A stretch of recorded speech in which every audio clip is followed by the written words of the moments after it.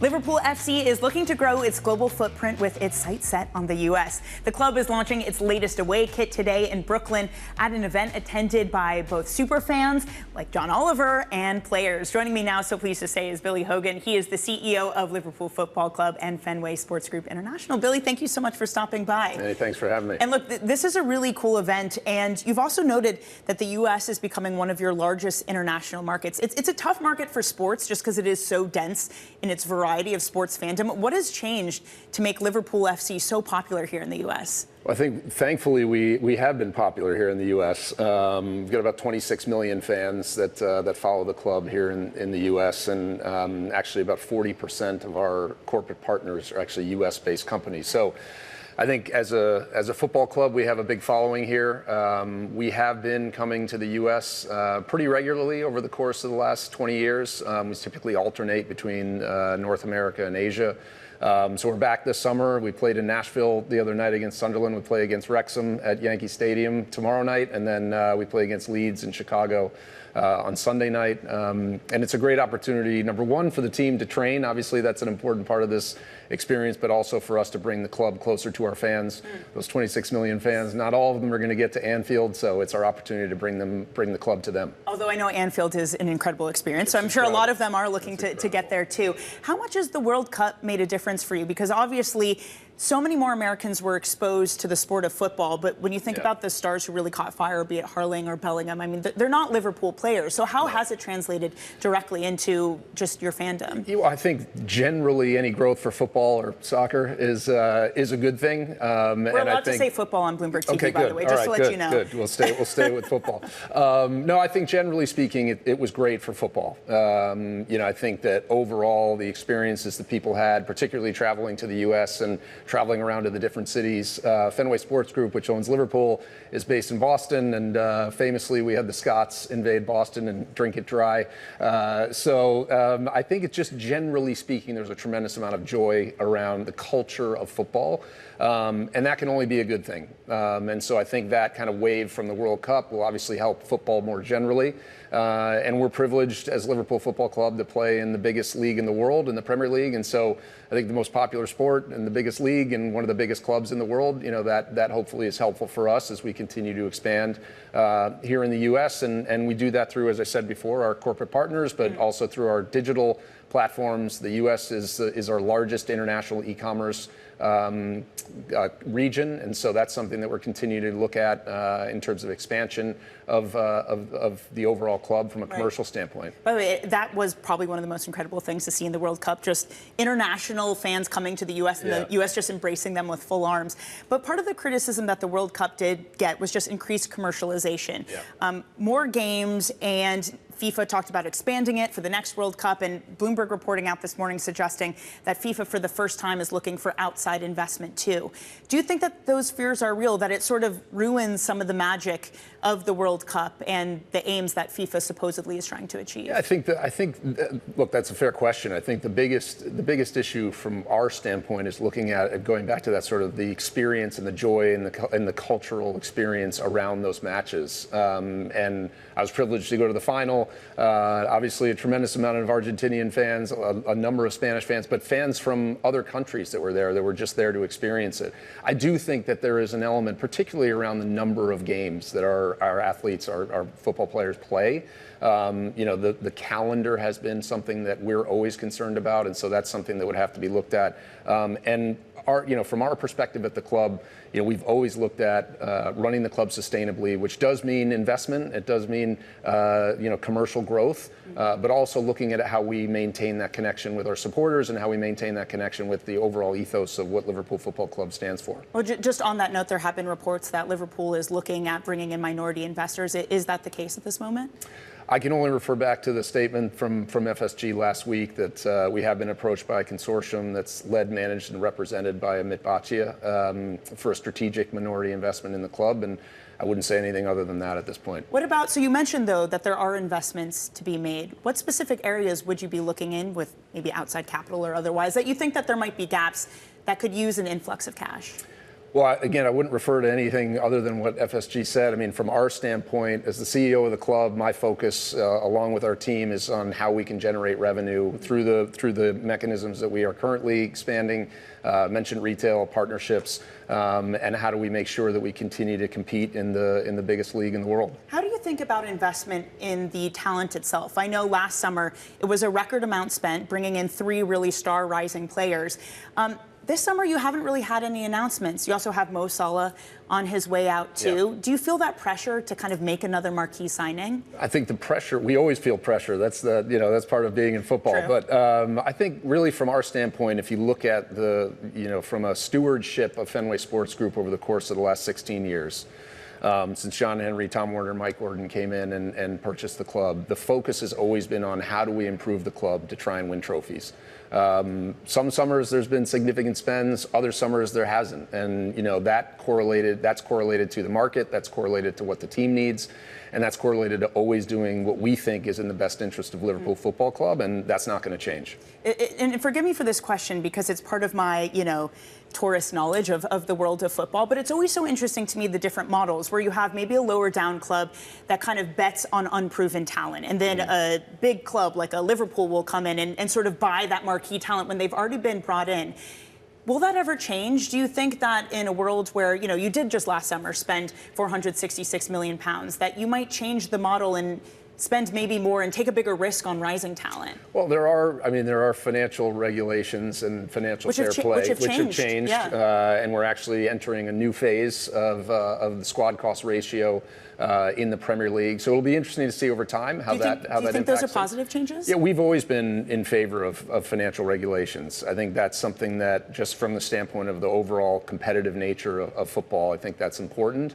And from a football club perspective, and this is frankly across Fenway Sports Group, we've always been focused on running the club sustainably.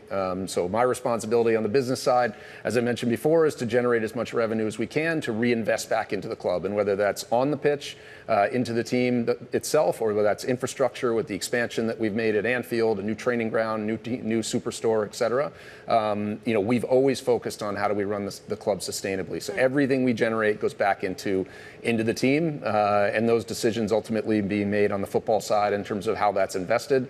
But again, all reporting back up to Mike Gordon principally, but John Henry, Tom Warner, our ownership at FSG. And obviously results on the pitch are also incredibly important too. Yeah. When you finish 5th, it's also a great thing because you can go to the champions in the European competition. Financially, it's still good, but it wasn't good enough to keep Arne Slot around. I have to ask for the football fans out there, with a new manager coming in, Arne Slot comes in, wins the title year 1, year 2, finishes 5th. What is the bar for the new manager for success? Well, look, from Andoni's perspective, having spent time with him, obviously, over the course of the first couple of weeks of his tenure here, he's incredibly excited to be here. He's obviously focused on, as we all are, on winning. But this is a transition, and he's going to need time for his work to be done on the pitch. That's what they're doing currently in terms of preseason and the importance of the training aspect of preseason. But we're incredibly excited about his history and the way that his teams have played, and I think that sort of front foot attacking football is going to be something that our fan base and supporters are really excited about. And look, Arne was, as you said, he's going to go down in the history of Liverpool Football Club as having won the 20th Premier League title, and nobody could take that away from him. He's a tremendous individual and a tremendous human being, and we wish him well. So Ariello gets a little bit of time to make some magic happen. Everything takes time in football. Sometimes there's not as much as you'd like, but or no. 1 year? Let's let him get out there and do what he does. I'm, again, really excited to watch the friendly tomorrow with Wrexham. Look, you already lead the Premier League in terms of revenue, and you mentioned some of the growth opportunities, be it around commercial partners or otherwise. But as you look at sort of the long term, the next 5-10 years, what do you think is really the growth pillar for Liverpool FC? I think one of the areas that we're really focused on is our digital platforms. I mentioned earlier about the e-com and the strength of the United States as a market, but also our ability to expand that. And so that's something that we're working really closely with a number of our partners from a technology standpoint. UPS is a big partner of ours, so working with them as well to really look at how can we continue to grow that aspect. And that's not just about retail, it's about content, it's about our digital engagement. We've got over 225 million followers across our social media platforms, which is 10 times the number that follow the Yankees, to put it into some perspective. So, a massive digital platform that we have. And so looking at how do we utilize that to benefit the supporter ultimately? How do we bring more content to them? How do we engage with them on a more direct basis? And so that's something that when you look at kind of 5 to 10 years out, that's something we're really focused on. How do you balance? So, I mean, we started this with saying just, Anfield has this incredible atmosphere. Yep. It's known for, maybe it's more working class roots. How do you sort of balance, okay, having a more premium offering, having really interesting sort of suites and seats and that sort of experience, Yep. and the higher costs that come with it, but still keeping to those roots that you have? Yeah, I think that's first of all, it's a great question. It's something that we look at all the time. We've gone through 2 different phases of redevelopment and expansion at Anfield, going from when we first bought the club, we were just under 45,000. We've gone through 2 expansions to get us over 61,000, now one of the biggest stadiums in the UK. With that comes the sort of business plan and return on investment, and some of that has to be invested into hospitality in order to, again, allow us to reinvest back into the team and into the infrastructure. So we look very closely at, what's the hospitality mix, and also from a GA perspective, how we make sure that we still have affordable pricing, and that's something that, the club, we've just gone through a inflationary increase into coming into this year, but prior to that, we had frozen prices for 8 out of the prior 10 years. So that's something that we look at very seriously and we consider very seriously, and it is something that we're looking every day at match day revenues and how we balance that. So do you also have to very much so incorporate kind of live feedback from the fandom, which I mean, football fans aren't exactly known for being calm and approaching things in an easy manner. We get a lot of feedback. We get a lot of feedback, good and bad. But no, look, I think that's something that we've got to, from ownership on down, that's something that, we have always taken very seriously at Fenway Sports Group. We are stewards of Liverpool Football Club,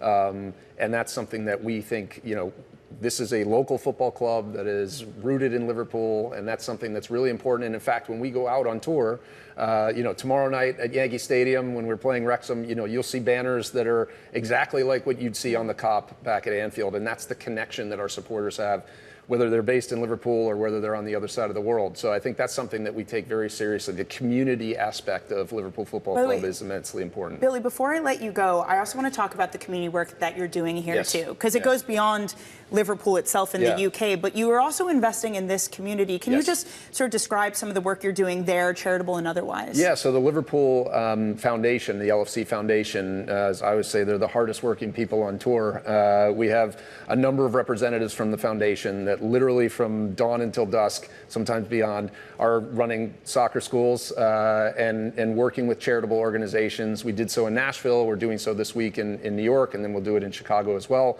We're working also with the Make-A-Wish Foundation, so there'll be some folks from the Make-A-Wish coming to the hotel tonight to meet some of the team.